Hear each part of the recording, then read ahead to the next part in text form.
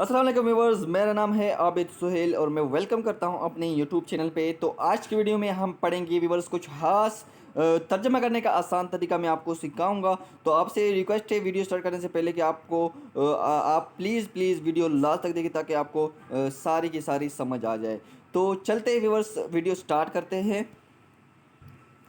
तो इस टाइटल आपने देखा ही होगा कि तर्जमा करने का आसान तरीका कैसे है। तो आज मैं सिखाऊंगा कि तर्जमा करने का आसान तरीका। तो वीडियो स्टार्ट करते हैं। स्टूडेंट, मंदरज़ेल कुलिया पर गौर कीजिए।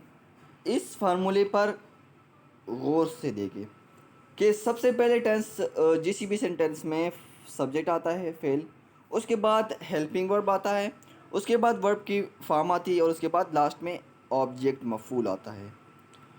तमाम टेंसेस के इर्द उर्दू फ़िक्रों का तर्जमा इस कुलिये के तहत किया जाता है। इस कुलिये में दो चीज़ें काबिल गौर है। जी व्यूअर्स, तमाम टेंस जितने भी टेंसेस है उनके उर्दू का तर्जमा हम इस कुलिये के मुताबिक करते हैं, इस फार्मूले के मुताबिक करते हैं। तो इसमें दो चीज़ सिर्फ काबिल गौर है। फर्स्ट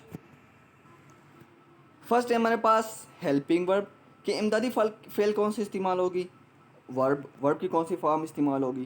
तो ये हमारे पास सिर्फ दो चीज़ें काबिल गौर है इस फार्मूले में कि फार्मूला जब हम उर्दू फ़िक्रों का तर्जमा इस कुलिये से ही करते हैं, इस फार्मूले से ही करते हैं। तो इसमें हम सिर्फ दो चीज़ें देखते हैं कि हेल्पिंग वर्ब कौन सी होगी, वर्ब कौन सा होगा। तो आगे चलते हैं व्यूअर्स। व्यूअर्स, हर टेंस में यही दो चीज़ें तब्दील होती है। जिस तरह मैंने आपको बताया कि ये दो चीज़ें कौन सी इस्तेमाल होगी, यानी हर टेंस में इस्तेमाल होने वाले हेल्पिंग वर्ब और वर्ब की फॉर्म मुख्तलिफ होती है। जी बिल्कुल, हर टेंस में हेल्पिंग वर्ब भी मुख्तलिफ होती है, वर्ब भी मुख्तलिफ होती है। ख़ास तौर पर किसी एक हेल्पिंग वर्ब का टेंस किसी दूसरे टेंस में इस्तेमाल नहीं किया जा सकता। ये भी आपने व्यूअर्स याद रखना है कि हेल्पिंग वर्ब का जो टेंस होता है, मतलब हेल्पिंग वर्ब एक टेंस में इस्तेमाल हो गया है तो दूसरे में वो हेल्पिंग वर्ब इस्तेमाल नहीं होगा। उसके बाद अगर आपको हर टेंस में इस्तेमाल होने वाले इमदादी व फ़ेल, हेल्पिंग वर्ब और वर्ब की फॉर्म अच्छी तरह याद हो तो आप मंदरज झेल कुलिये के तहत किसी भी टेंस के उर्दू फ़िक्रों का अंग्रेज़ी में बआसानी तर्जमा कर सकते हैं। जी स्टूडेंट, अगर आपको हर टेंस में इस्तेमाल होने वाला इमदादी फ़ेल और हेल्पिंग वर्ब और जो वर्ब होता है उसकी फॉर्म अगर आपको सही याद हो जाए तो इसी फार्मूले के मुताबिक आप आराम से इजीली उर्दू फ़िक्रों का अंग्रेज़ी में बआसानी तर्जमा कर सकते हैं। अगर आप के सामने उर्दू का कोई फ़िक्रा है और आप इसका अंग्रेज़ी में तर्जमा करना चाहते हैं तो मंदरज झेल अमूर को पेश नज़र रखें। अगर आप व्यूअर्स इस तरह करना चाहते हैं कि एक अंग्रेज़ी में फ़िक्रा है और आप उर्दू में इसका तर्जमा करना चाहते हैं तो ये कुछ स्टेप लिखे हुए आपको ये याद रखने हैं। जिसमें से फर्स्ट स्टेप ये है कि सबसे पहले आपको ये देखना पड़ेगा कि आप जिस फ़िक्रे का तर्जमा करना चाहते हैं वो कौन से टेंस से ताल्लुक़ रखता है। आपने सबसे पहले ये देखना है, उर्दू में पहचान करनी है। उसके बाद फ़िक्रे के टेंस का इल्म हो जाने के बाद ये देखिए कि इस टेंस में कौन सा हेल्पिंग वर्ब और वर्ब की कौन सी फॉर्म इस्तेमाल होती है। तो मैंने आपको पहले भी बताया कि सबसे पहला स्टेप ये है कि आपने सबसे पहले क्या करना है कि फ़िक्रे का पहचान करनी है कि कौन सा टेंस का है। दूसरा क्या करना है आपने कि फ़िक्रे में हेल्पिंग वर्ब जो होती है इमदादी फ़ेल और वर्ब कौन सी इस्तेमाल होगी वो भी आपने देखनी है। तो आगे चलते हैं व्यूअर्स। तो स्टूडेंट, जब ये दोनों बातें मालूम हो जाए तो फिर मंदरज झेल कुलिये की उर्दू फ़िक्रे का आसानी से अंग्रेज़ी में तर्जमा किया जा सकता है। जिस तरह ये फार्मूला दिया हुआ पहले भी मैंने आपको समझाया कि सबसे पहले सब्जेक्ट आता है, हेल्पिंग वर्ब, उसके बाद वर्ब, उसके बाद ऑब्जेक्ट। अगर आपको जो दो स्टेप मैंने आपको बताए वो इसकी पहचान हो जाए तो आप अंग्रेज़ी में तर्जमा फ़िक्रे की अंग्रेज़ी में तर्जमा कर सकते हैं इस कुलिये के मुताबिक।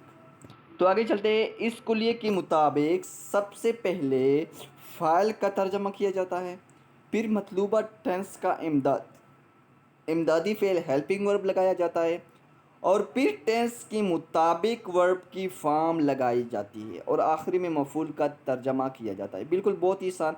अगर एक उर्दू में फ़िक्रा है तो आपने सबसे पहले क्या करना है कि जो फ़ाइल होगा, सब्जेक्ट होगा, उसका तर्जमा करना है। मतलब तर्जमा किया जाता है कि वो इंग्लिश में क्या कहेंगे उनको।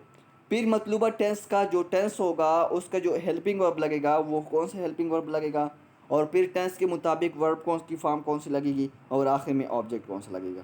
तो ये बहुत ईजी आप आराम से तर्जमा कर सकते हैं। तो आगे चलते हैं स्टूडेंट। अब मंदरज झेल अमूर को पेश नज़र रखते हुए हम चंद फ़िक्रों का अंग्रेज़ी में तर्जमा करते हैं। मिसाल के तौर पर दर्ज झेल फ़िक्रों पर गौर कीजिए। जी व्यूअर्स, अब हम कुछ एग्जांपल करेंगे ताकि आपको सही सही समझ आ जाए। तो ये कुछ दो एग्जांपल है। फर्स्ट है मैं पानी पी रहा हूँ, दूसरा है वो पतंग उड़ा रहा है। तो व्यूअर्स, हम जानते हैं कि मंदरज झेल बला दोनों फ़िक्रे प्रेजेंट कंटिन्यूस टेंस से ताल्लुक़ रखते हैं, क्योंकि प्रेजेंट कंटिन्यूस टेंस में इमदादी फ़ेल हमारे पास इज़ एम आर इस्तेमाल होते हैं और वर्ब की कौन सी फॉर्म इस्तेमाल होती है, आई एन जी वाली फॉर्म इस्तेमाल होती है। ये दोनों बातें मालूम होने की वजह से हम मंदरजा झेल फ़िक्रों को का तर्जमा कुलिये के मुताबिक बआसानी कर सकते हैं। जी, हमें पहले मालूम आना चाहिए कि आखिर में रहा हो, रहा ही रहे आए, तो ये हमारे पास प्रेजेंट कंटिन्यूस टेंस का फ़िक्रा होगा। जिस तरह ये रहा है, रहा हो, आ रहा है। उसके बाद हमने अब मालूम करना है कि प्रेजेंट कंटिन्यूस टेंस में हेल्पिंग वर्ब तो तीन इस्तेमाल होते हैं, इज़ एम आर इस्तेमाल होता है और वर्ब की आई एन जी वाली फॉर्म इस्तेमाल होती है। अब हम सिंपली उस फार्मूले के मुताबिक हम इसका बआसानी से तर्जमा कर लेंगे। तो चलते हैं आगे।